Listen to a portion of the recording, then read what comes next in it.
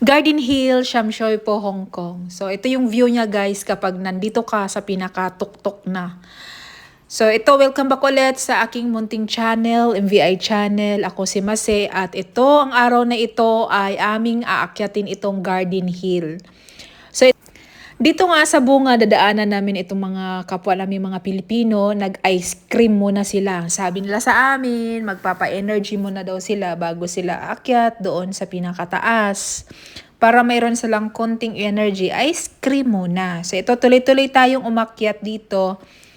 Bali na sa 300 foot tall siya. Ako kasi mahina talaga pagdating sa mga lakaran, pagdating sa mga akyatan.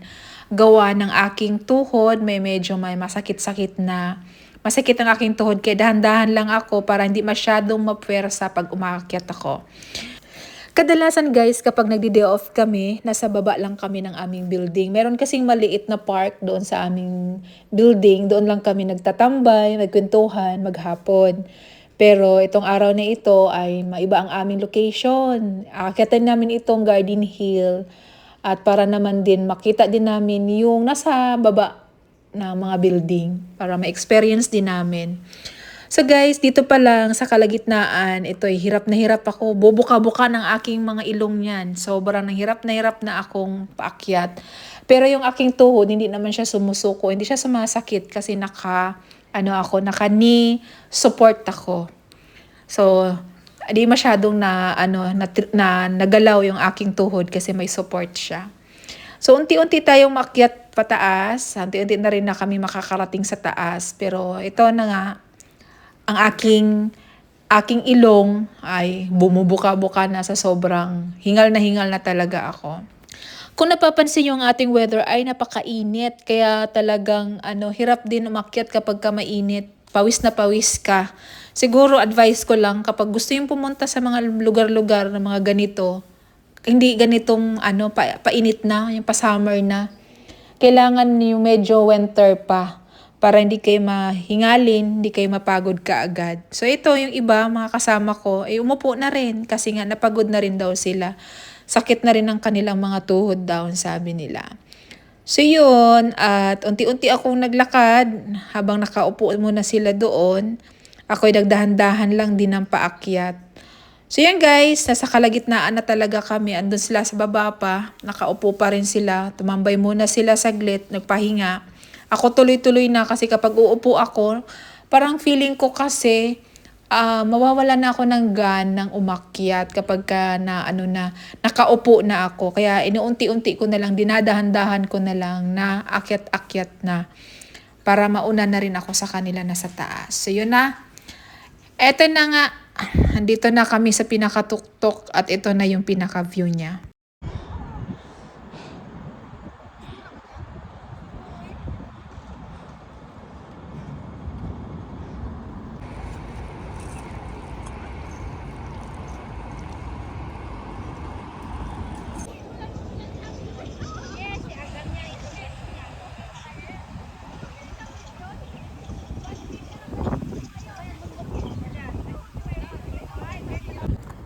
So dito guys, itry ko daw tong akyatin itong trigo nila kasi hindi ka daw hikers kapag ka hindi mo to maakyat. So ito nga, hindi nga talaga ako hikers kasi hindi ko talaga siya maakyat-akyat. Hirap na hirap ako, ang bigat ng katawan ko. Hindi ganun na lang ako. Na-achieve ko lang to ganito. Ang hirap ko lang kung ano. Wait. Isa pa.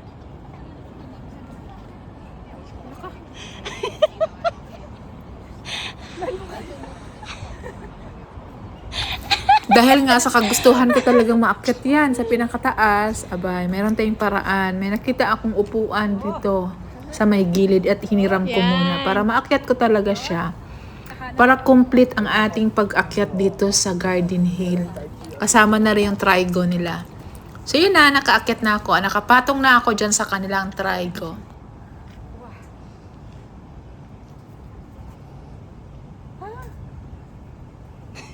Dito ako. Yay! Kabado yarn. Kaya nga eh.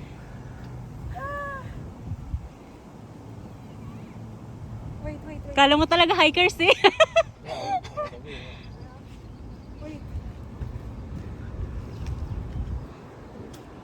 Ay, ang ganda.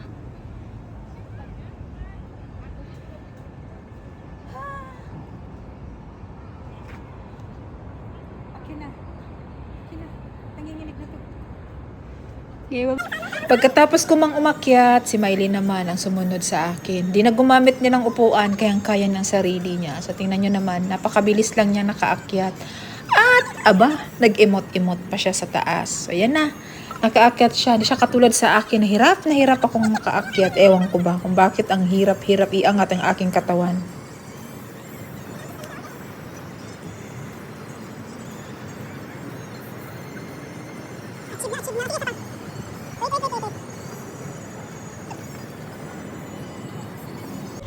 Sumunod nga kay Mylene, itong si Juliet. Ayan, si Juliet naman siya ang mag-try namang umakyat. O, diba? Ganon din, napakadali lang sa kanila. talo ka, te! Matanda na talaga ako.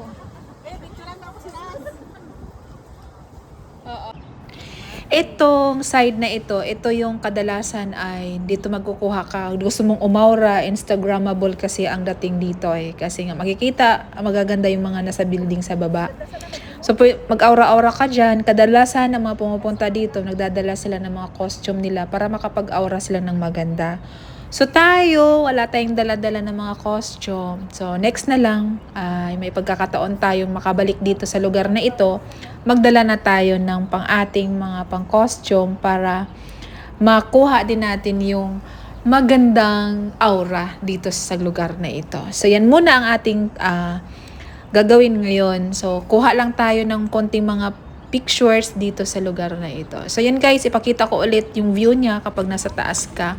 Bali, ulitin ko lang, yung taas nito ay 91 meters at 300 foot tall siya. So, umabot na nga ng hapon, ay nantay na rin namin na mag-sunset siya para makuha na rin namin yung sunset ang kuha. Kasi maganda raw dito kapag ayan na yung araw, palubog na siya. So, yun. Antay-antay lang tayo ng konti na medyo dilim-dilim ng konti para makuha din natin yung magandang shots ng sunset. So, yun. Tingnan natin mamaya ng konti. Ito na yung mga aura-aura natin sa sunset, guys. Napakaganda yung ating pagkakuha sa sunset. So, yun na po, guys. Ipakita ko rin sa inyo ang mga iba pang mga pictures namin na aking nakukuha sa aking mga aura-aura. So, yun lang po ang aking video ngayon. Sana ay nagustuhan nyo. At huwag yung kalimutan, pindutin ang like, comment, share, subscribe. At isama nyo na rin ang notification bell para updated kayo sa lahat ng mga video na i-upload ko. Maraming salamat po sa inyong lahat. See you po sa next na vlog. Bye!